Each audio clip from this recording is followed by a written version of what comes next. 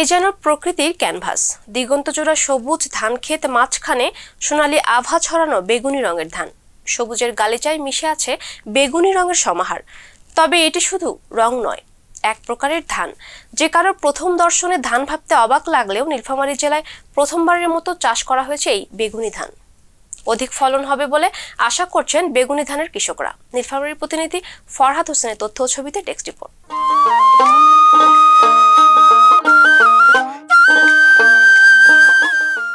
ধান ক্ষেত মানেই দিগন্তজোড়া সবুজের সমারোহ।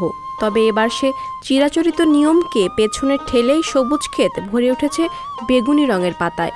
সবুজের গালিচায় মিশে আছে বেগুনি রঙের সমাহার। চারপাশে সবুজ প্রান্তর, মাঝখানে বেগুনি রঙের ধান ক্ষেত, যে কারো প্রথম দর্শনে ধান ভাবতে অবাক লাগবে।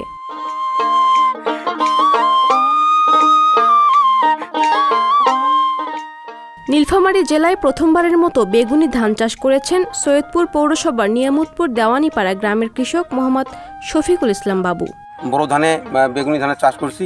এই বেগুনি ধানের চাষ করে এলাকায় ব্যাপক সাড়া পড়েছে। সবাই আসে আমার এখানে দেখতেছে। আমি এই বেগুনি ধানটা নেত্রকোনা থেকে নিয়ে আসছি, আমার এক বন্ধুর বাড়ি থেকে। সেখানে 2টা শীষ নিয়ে আসছি। সেই শীষ থেকে গত বছর 220টা ধান চারা থেকে আমার প্রায় 2 কেজি ধান হয়েছে। এই 2 কেজি ধান থেকে আমি সেই বীজটা রেখে সেই বীজটা থেকে আমি এখানে লাগাইছি। এবং এই ধানে একটা রোগ আছে, সেটা হলো বাকনি রোগ। সেই রোগের ট্রিটমেন্ট এখানে করছি, দেখি কিভাবে এই রোগটা দমন করা যায়।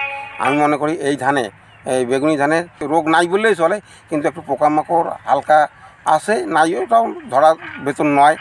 ঠিক আছে, সার বেশি যদি দেয় তাহলে রোগ বালাই আসবে, সার না দিলে ফলন ভালো হবে। এবং এটা বিয়ার 28-এর চেয়ে আগাম ফলন এবং দাম বিয়ার 28-এর ফলন বেশি। অনেকেই এই ব্যতিক্রমী ধানের সঙ্গে পরিচিত নন। ইতোমধ্যে এই বেগুনি ধান চাষ ব্যাপক সাড়া ফেলেছে স্থানীয়দের মাঝে। প্রতিদিনই বেগুনি ধান দেখার জন্য শফিকুলের ধান খেতে ভিড় করছেন এলাকাবাসী। ফলন খুবই ভালো, এই জন্য আমরা আসছি এটা দেখার জন্য। এখন বর্তমানে আমরা দেখতেছি যে যা অবস্থা, তাতে ধানের ফলন ভালোই দেখা যাচ্ছে।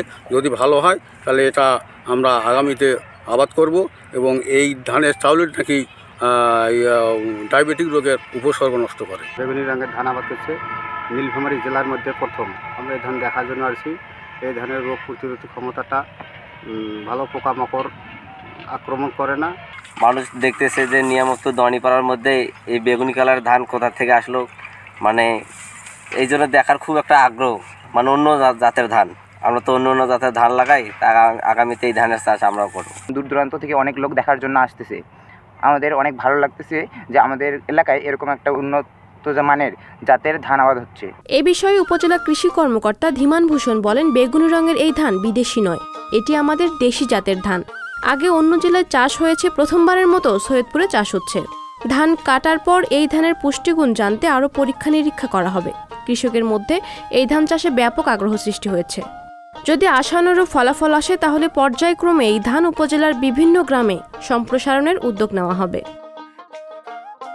পাপিয়া মামুন, সংবাদ প্রকাশ। সংবাদ, ফিচার ও অনুষ্ঠানের জন্য ভিজিট করুন সংবাদ প্রকাশের ওয়েবসাইট এবং যুক্ত থাকুন ফেসবুক পেজ ও ইউটিউব চ্যানেলের সঙ্গে।